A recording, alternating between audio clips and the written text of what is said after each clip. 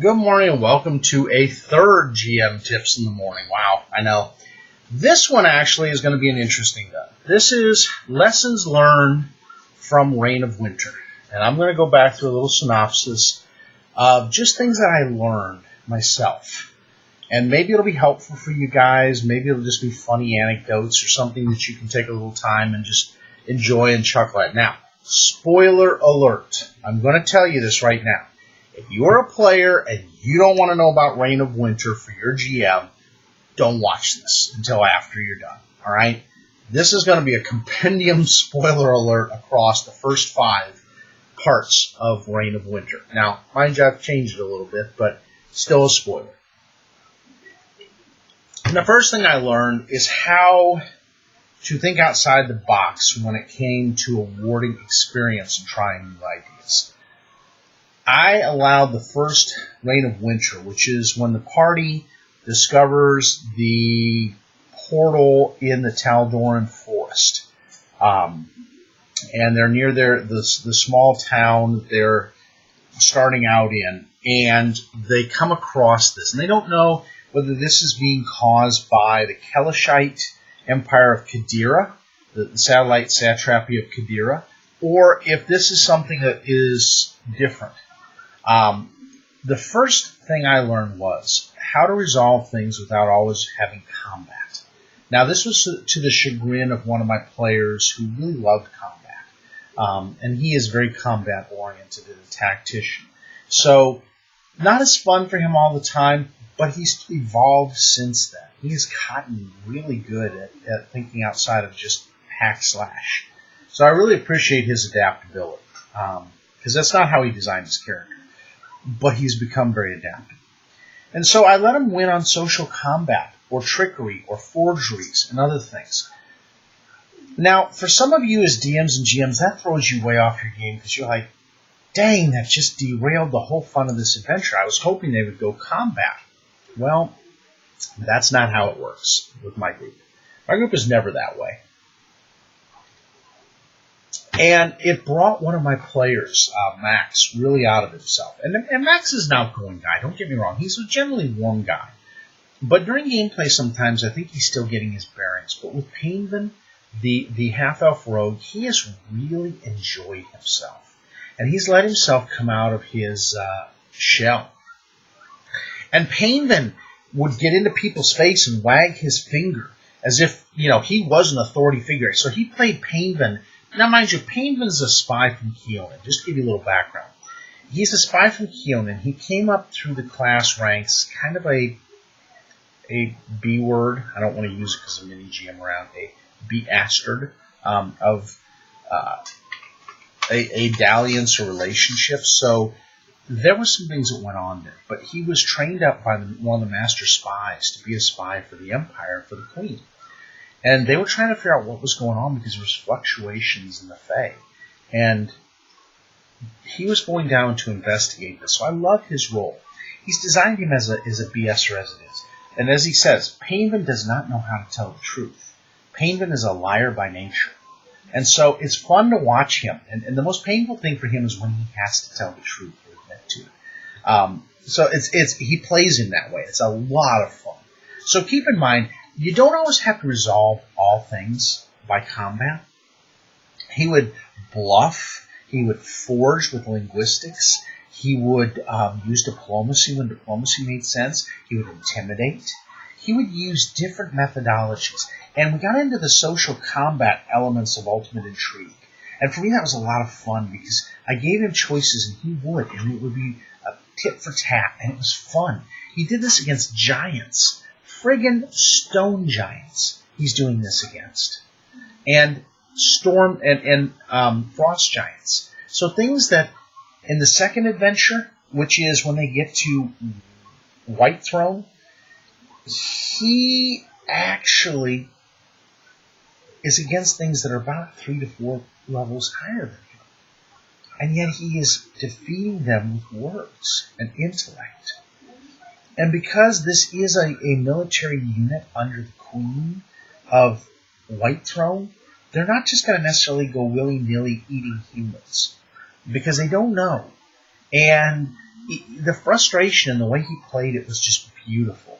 And he used it in every situation. Now, mind you, he has used this all the way up to Triaxis, which is the fourth one, where he still used it, but he wasn't as much prominent. He was a little more combative. But at least for the first Sweet Adventure Path, so that was about the first 7 months, he kind of was the focal point of the group.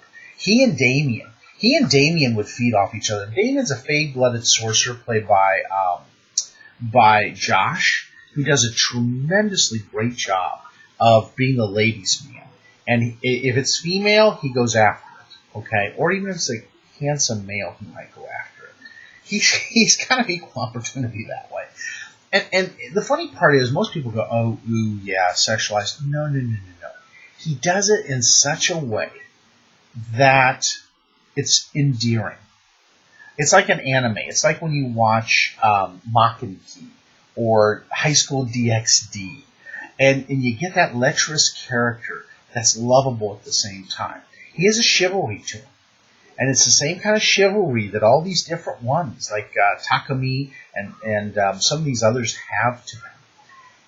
Takumi being out of Mockingjay, my latest anime that I'm watching, which actually is an eki. It's an eki. It's not an anime. It's an eki. So it's kind of funny how he does that, but the social combat really took me a little bit different direction. And having a sorcerer using more dominate and charm things has been tremendous. He dominated some creatures and confused some creatures that caused such chaos on Triaxis that it wasn't even funny. He had literal Dracolisks attacking the I should think of them, Winter Drakes. So the two were going at each other. And it was hilarious how he just turned the elements of their own military against themselves. And that was the great part about this, is when you have players that know how to use things, you don't have to use Fireball all the time to take care of things. And I love that they use Confusion and Feeble Mind and other types of things to take on Dominate, Mass Dominate. Those kind of things do tremendous damage to the enemy and cause just disruption of its own elements. So I love it. Bringing in NPCs that are memorable, that was another thing.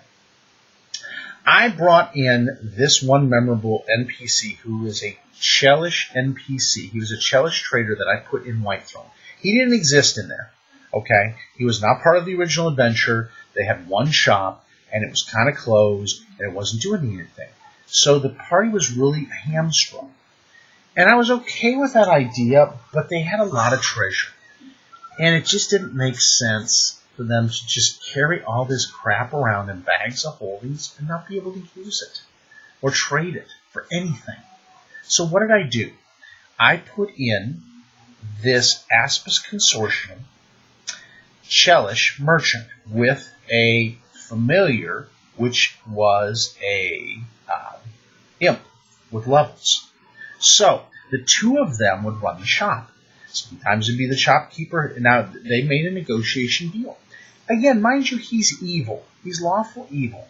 Okay? And he is definitely diabolical. He worships Mammon. So, very, very diabolical in nature. And having the neutral goods deal with that diabolical is greatness. But they did. And they didn't just kill him outright. They made a deal with the lesser evil to do the greater good. And it was so much fun to watch them deal with Califazio. Califazio was really just one of those, and he would talk like this, and I would have a little bit of the Califazio with me, and you would do things for me. Yes, you like this deal? Let's see what we can do here. I will talk with my imp and see what we can come up with. And I loved it. And he signed a contract with them.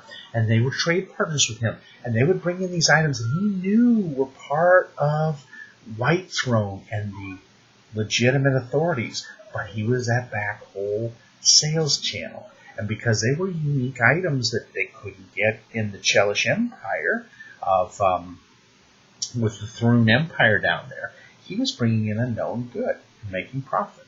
So he gave them a discount. So keep that in mind. Now, what else was cool about this? I love the fact that they adopted Remley because they had two. They had three choices originally. Zorik was in the bar. He was the heroine. They had a gnome that was there.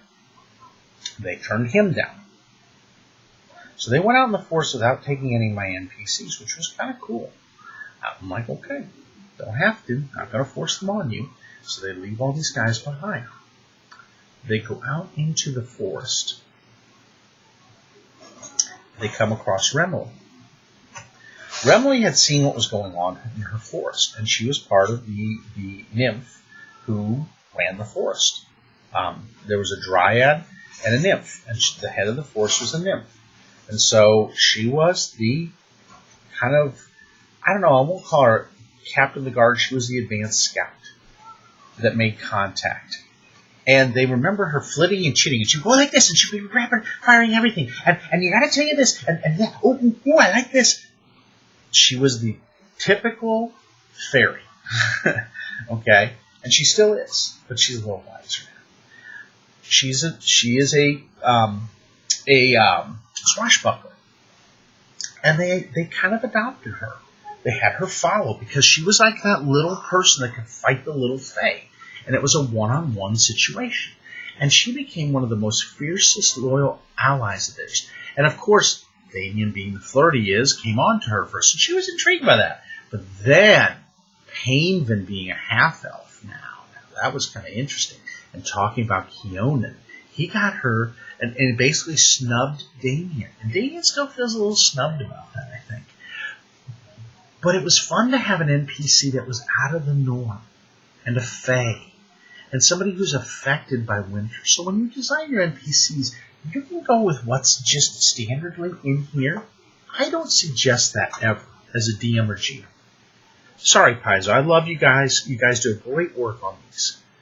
I believe in homebrewing these always a little bit with the NPCs.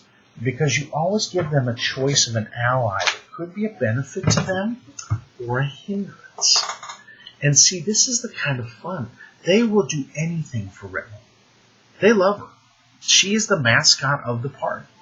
And, again, Greta Wolfstrider, who they picked up, which was part of the thing, I changed her up a little bit. She was just a fighter. So I made her a brawler, because she sounded like a brawler. She'd be in bar fights, rip off the ear of somebody, kind of neutral evil. Well, of course, Rothar, the paladin of Caden Kaleen, being the masculine, manly man he was, kind of got her to want to have a drink. And then it hit off from there, and then they went bow chicka bow bow. And again, we didn't go playing it through because I don't want to do this, but they're boyfriend and girlfriend now. And he has changed her to neutral. She is no longer neutral evil. She used to be a winter wolf. Now she's a winter wolf. So he has a relationship with a furry. I know, some of you guys are going to go there. Some of you girls will just laugh at that. You ladies will laugh. He's with the furry. She is frickin' fierce, and the party is glad they have her. She's like a one-woman wrecking machine. When she kicks into gear, you don't get in Greta's way. Greta is just pure and simple meat shield. I will rip you into little pieces. So having those relationships, and that's what I say with the NPCs, make them memorable. Because your players, you may end up running some NPCs along with your players. Now, don't have them give away information. I don't ever do that. They may hear something the players need to know, or something that they would have missed, but that's all I do. They don't give away any plot at all. And that's the way you run them. You don't want them giving away plot. You just want them richening the adventure, make it more rich and colorful. So that's another thing I've learned, is really design your NPCs well. And I haven't always been good at doing that all my life. I feel like the past 4 or 5 years, I've gotten really good at that. And really bring them to life. Like, first one was Flynn Greywalker, who is a pirate. I loved him. But He was my gnome pirate. Blue hair, blue beard, goatee beard, kind of like mine, with a little point at the end. So, what else have I learned? I have learned that the party will always, and I'm going to tell you this now, GMs and DMs, they will always go off whatever path you put them on. Hear me out. They will go off the path you put them on. I don't care how long you've known the party. I don't care how many times you run adventures. They will always go like this. Always. Let them. Okay? Hear what I'm saying. Let them. Build a little bit of adventure around it. I did. They did this on the Mother Maiden Crone. They were in, of course, that part of Iobaria. And there was a tower there. It's a ruined tower called Daruthrost. Daruthrost is a former Golgon Cyclopean tower that was built by the Golgon Empire after it fell, and what was left of it was transplanted by Aerodin and the rest of the Aslanti to what is Iobaria today. And that's where they built this enclave there. And unfortunately, didn't do good things. They kept with the Cthulhu-esque gods and goddesses. And unfortunately cursed that area and turned it into an undead plague nightmare paradise. The party had to go explore because they wanted some more powerful items. Oh, did that become fun. They stayed there all of a half a day. And they ran with the tails tucked between their legs. Yes, they beat some of the baddies, and they did. They beat a Grave Knight, and they beat some other wraiths and other creatures. They beat some Sagothi and some other nasty creatures that I put in there. This was a deterrence. I knew they were going to try to go for that tower. Had they gone for the tower, they would have found a relic. So, guys, if you watch this later, you would have found a relic. You would have paid for it in blood, but you'd have gotten a relic. And you probably would have been twisted by a little bit of the elder gods. But it was a pretty fun little run, and it sent them back on track. That was a great thing. And they lost some leveling, because then after that they got real cautious, and they didn't go all the way through Mother Maiden Crone. So Artrosia, they didn't do all the things they should have done there. They found an ally, got to get through things really easily, and caused some chaos. But then they helped the Guardian of Artrosia out, and she got them out of there and gave them what they needed to continue their quest. Same thing on Triaxis. They could have gone against Urak, the White, but they didn't. They did really good on the saving Spurhorn, but then they went kind of off track again, and ended up gating around and then going back from there. They got the components they needed and were able to escape. But the funniest part was where the Seeress of Ning, she is a martial arts Triaxian, which is another furry human, punched Rothar in the teeth with a critical and knocked two of his teeth out. His two front teeth. I loved it. I said he needed to get a grill after that. It was fun for me. But it was a learning experience. And once again, the party did what I didn't expect. They negotiated and tried to BS their way out of things. And then went to a fair combat. But then attacked Urak. And the problem with that was Urak ended up taking down one of their allies. They left one of the Dragonkin behind from Spurhorn that had followed them, and basically turned the other two against them. And no matter how much they justified it, they left people behind that were cared about by Talsune and the other one. I forget his name, but the two of them turned their backs on him, which was pretty cold. So they had to go back, and they had to go now to the Mother Maiden Crone, or to Rasputin. Now, I give him credit again. Painvin goes through and gets them always into trouble, and I love him for it. He is my humor relief some days. But Painvin took them to this room where they had to face their own shadows.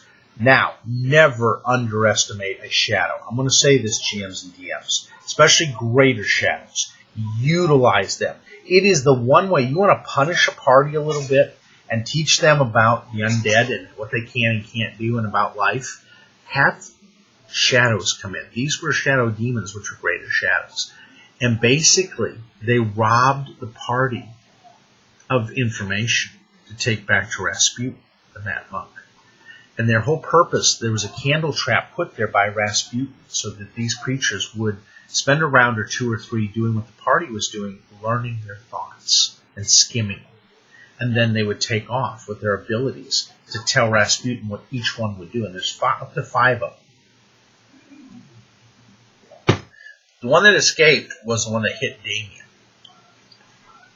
Remily, fortunately, this is where the NPC comes in, had the best perception of the bunch. Otherwise, they would have gone unknown and probably would have been really bushwhacked. Remily noticed, she goes, your shadow isn't acting right. And all of a sudden, the party perks up. And, Kal-El does his chakram into the one, doing a little bit of damage. But then they all stand up. And the one hits Damien, and it's a D8 strength damage. Now, mind you, if they drain all that ability, the player dies, and 1 to 6 rounds later turns into a shadow. So it's over. Other than a resurrection, they're done. So it hits Damien, 8 points. He has 8 strength. Boom, to the ground. Freaks the party, because there goes their sorcerer, who can deal with these things. Now they're all freaked out. So they're trying to deal with them while this one escapes with the information. Fortunately, they got Damien raised 2 rounds before he turned, which was really pretty cutting it to the edge.